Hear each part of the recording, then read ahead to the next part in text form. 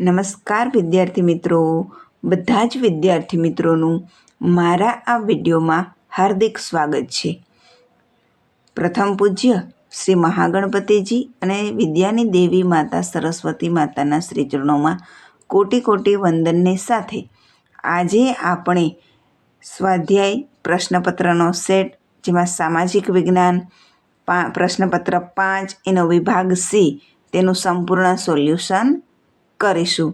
ખાસ કરીને સી અને ડી એવા વિભાગ છે કે જે તમે વ્યવસ્થિત તૈયારી કરો તો તમારે એ વિભાગ અને બી વિભાગ છે એની મોટા ભાગની તૈયારી છે એ આપોઆપ જ થઈ જાય છે, કારણ કે બધી જ માહિતી છે એ સવિસ્તાર પ્રશ્ન હોય છે, માહિતી આપો એમાં આવી જતા હોય છે.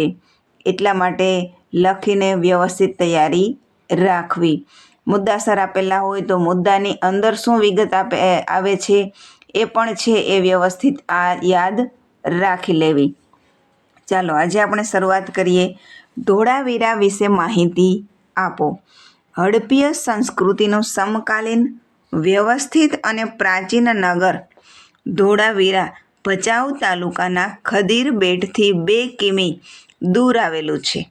ઈસવીસન 1990માં રવિન્દ્ર સિંહ બિત્સના માર્ગદર્શન હેઠળ ગુજરાત રાજ્ય વિભાગે આ ટીંબાનું સર્વેક્ષણ કરી વિશેષમાં તેનું ઉત્ખનન થયેલ છે.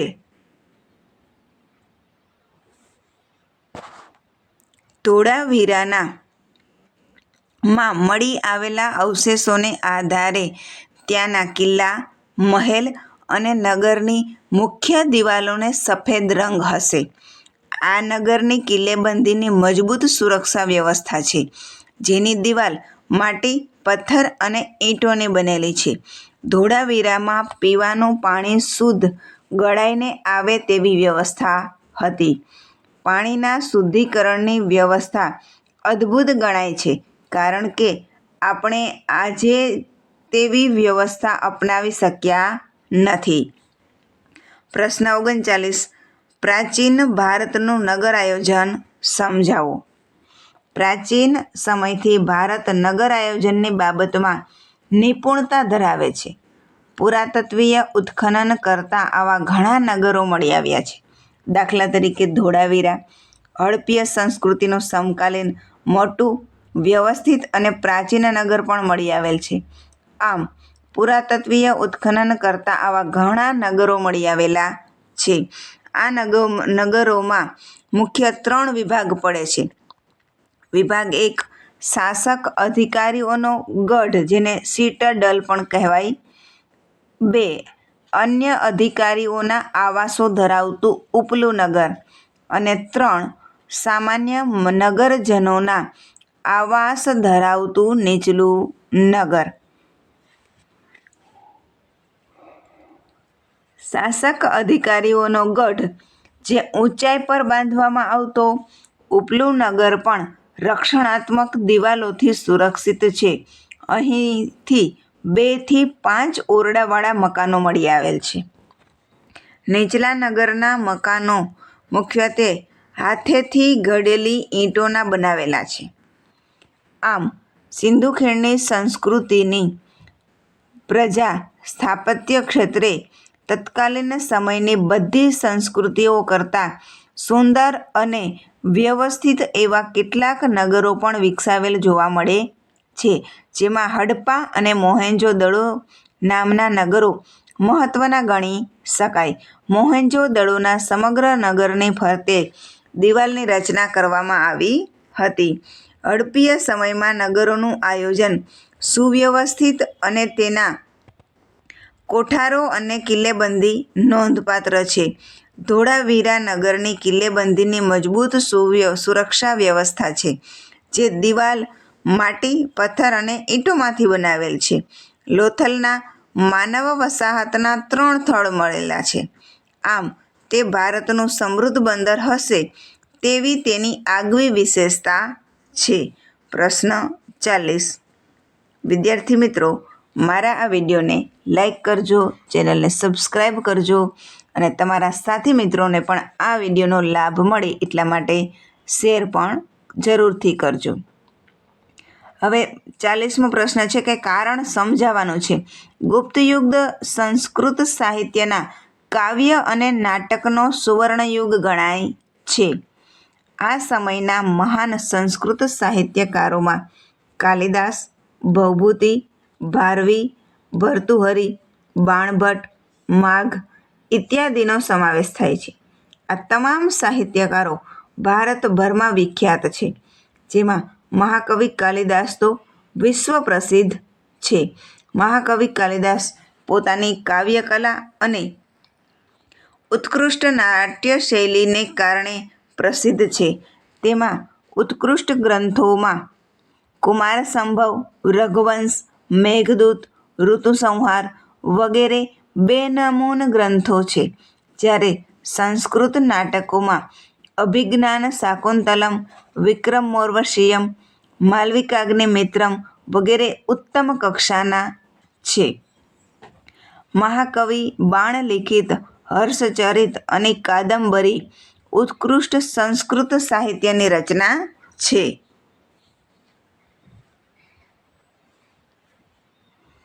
આ અરસાના અન્ય પ્રસિદ્ધ ગ્રંથોમાં ભૌભૂતિનું ઉત્તર રામચરિત, ભારવીનું કિરાતાર્જુનીયમ, વિશાખાદત્તનું મુદ્રા રાક્ષસ, શુદ્રકનું મૃચ્છકટિકમ અને દંડી રચિત 10 કુમાર ચરિતનો સમાવેશ થાય છે. આ સાહિત્યક ગ્રંથોના મુખ્ય વિષયોમાં રાજકીય ઘટનાઓ, પ્રણય પ્રસંગો, રૂપકો, હાસ્ય પ્રસંગો અને તત્વજ્ઞાન છે. કૃતિ અને એની સામે જે કર્તા છે સાહિત્યના, એ ખાસ તમારે યાદ રાખવા, કારણ કે એ તમને ખરા ખોટામાં પણ પૂછે અને ખાસ કરીને જોડકામાં પણ પૂછી શકે. પ્રશ્ન 41. જમીન ધોવાણ અટકાવવાના ઉપાયો જણાવો. પડતર જમીનોમાં વૃક્ષોનું વાવેતર કરવું, ચારણ પ્રવૃત્તિઓને નિયંત્રણમાં લેવી, ઢોળાવવાળી જમીનોમાં સમોચ્ચય રેખીય પગથિયાની તરાહથી વાવેતર કરવું, પાણીના વહેડા હોય ત્યાં આડબંધ બનાવવા, પાણીનો વેગ ધીમો પાડવા, ઢાળવાળ ખેતરમાં ઊંડી ખેડ કરવી વગેરે દ્વારા છે એ જમીન ધોવાણ અટકાવી શકાય છે. પ્રશ્ન 42. સંસાધનોનું સંરક્ષણ કરવું એટલે સંસાધનોનો વિવેકપૂર્ણ ઉપયોગ સમજાવો.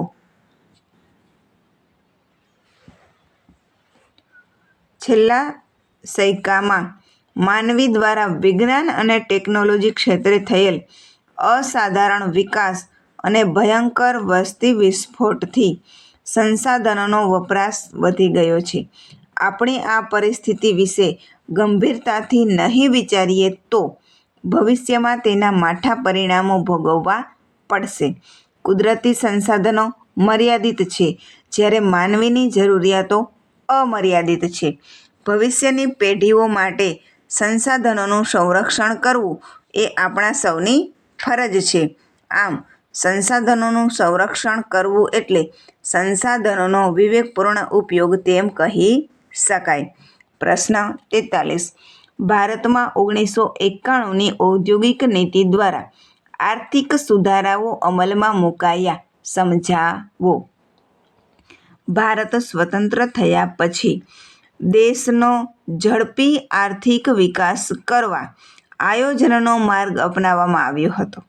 આર્થિક વિકાસ માટેની પંચવર્ષીય યોજનાઓમાં નાણાકીય નીતિ, રાજકોષીય નીતિ અને ઔદ્યોગિક નીતિઓ સમયે સમયે રજૂ કરવામાં આવે, પરંતુ આર્થિક વિકાસ સાધવામાં સફળતા મળી નહીં. આથી સરકારે નિષ્ફળતાના કારણોની તપાસ કરી ભૂતકાળમાં થયેલી ભૂલો સુધારી લેવા જુદી જુદી આર્થિક નીતિઓમાં ફેરફાર કરવાનું નક્કી કર્યું. આ માટે ભારતમાં 1991ની આસપાસ ઔદ્યોગિક નીતિમાં આર્થિક વિકાસને પોષક બને તેવા આર્થિક સુધારાઓ અમલમાં મૂક્યા. પ્રશ્ન 44. ભાવ વધારો આર્થિક વિકાસમાં પોષક પણ છે અને અવરોધરૂપ પણ છે. સમજાવો. દેશમાં ભાવ વધતા યોજકો અને ઉત્પાદકોના નફામાં વધારો થતાં નવા ઉત્પાદકીય સાહસો અર્થતંત્રમાં પ્રવેશે છે. શરૂઆતમાં ઉત્પાદન ખર્ચમાં થતો વધારો ભાવ વધારા કરતાં ઓછા રહેવાથી નફાનો ગાળો વધતા નવું મૂડીરોકાણ કરનારને પ્રોત્સાહન મળે છે.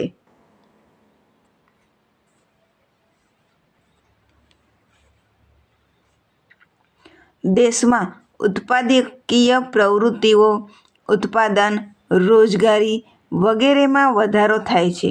તેથી ઉત્પાદકો કે યોજકો કે વેપારીની આવકોમાં વધારો થાય છે. આથી કામદારોની વધારે વેતનની માંગ સંતોષાતા તેમની આવક વધે છે, જે ખરીદ શક્તિમાં વધારો કરે છે અને તેમનું જીવન ધોરણ ઊંચું લાવે છે. આથી દેશમાં આર્થિક પ્રવૃત્તિઓ વેગ પકડે છે. એ દર્શાવે છે કે ભાવ વધારો એ આર્થિક વિકાસનો પોષક છે એમ કહેવાય.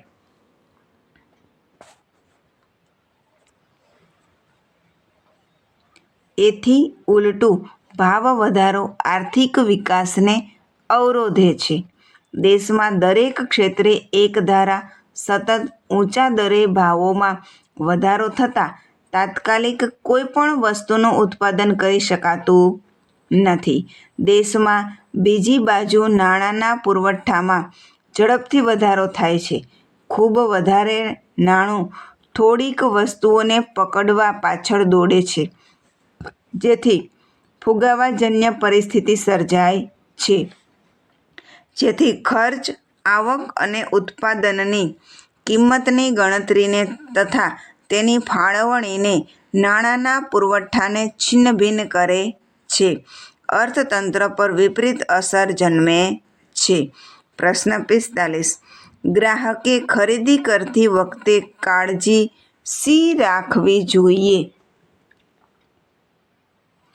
ગ્રાહક પોતાના અધિકારો માટે સાવચેત હોય તેટલો જ તેની ફરજો પ્રત્યે સભાન બને તે જરૂરી છે.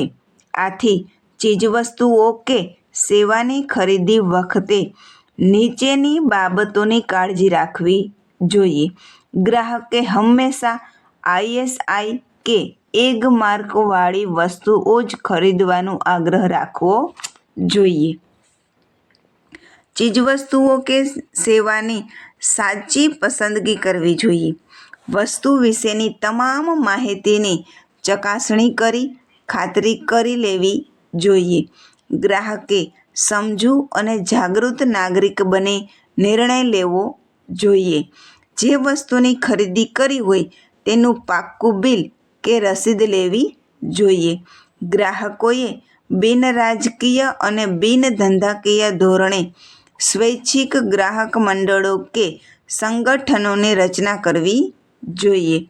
ગ્રાહકોએ તેમની સાચી ફરિયાદ સામે સંબંધિત વિભાગના અધિકારીઓને રજૂઆત કરવી જોઈએ. ફરિયાદ નિકાલમાં વિલંબ થાય તો કોર્ટમાં અપીલ કરવી જોઈએ. ગ્રાહક સુરક્ષા ક્ષેત્રે જાગૃતિ લાવવાના અભિયાનને વેગ આપવો જોઈએ. વિદ્યાર્થી મિત્રો, મારા આ વિડીયોને લાઈક કરજો, ચેનલને સબસ્ક્રાઈબ કરજો અને તમારા સાથી મિત્રોને અવશ્ય શેર કરજો અને કમેન્ટ બોક્સમાં તમારો અભિપ્રાય છે એ અવશ્ય જણાવજો. પ્રશ્ન 46. મહિલા સશક્તિકરણ એટલે શું? ભારતમાં મહિલા સશક્તિકરણની કેમ જરૂર છે? દેશમાં આર્થિક, વહીવટીય, રાજકીય, સામાજિક, સાંસ્કૃતિક, ધાર્મિક વગેરે ક્ષેત્રે સ્ત્રીઓને તક મેળવવા શિક્ષણ, તાલીમ આપી સશક્ત કે સક્ષમ બનાવવામાં આવે તેને મહિલા સશક્તિકરણ કહે છે. ભારતનું બંધારણ સ્ત્રી પુરુષને સમાનતા અને ન્યાયની બાંહેધરી આપે છે.